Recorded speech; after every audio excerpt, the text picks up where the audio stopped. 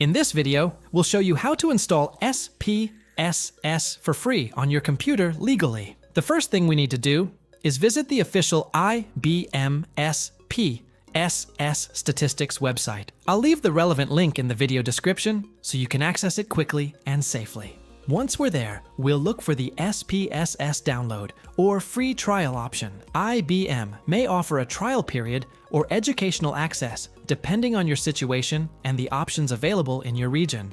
Next, we'll need to sign in with our IBM account.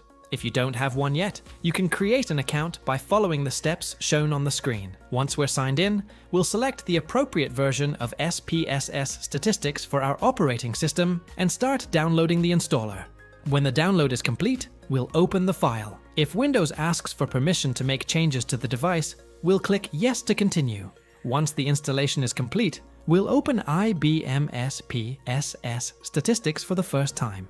Depending on the type of access we have, we'll need to sign in or enter our license information to activate the software. If you're a student or teacher, you can also check whether your university or educational institution provides an educational SPSS license, as access may be included for eligible users. And that's it. As you can see, installing SPSS on your computer is a fairly simple process as long as we use IBM's official options and have access to a valid trial or license.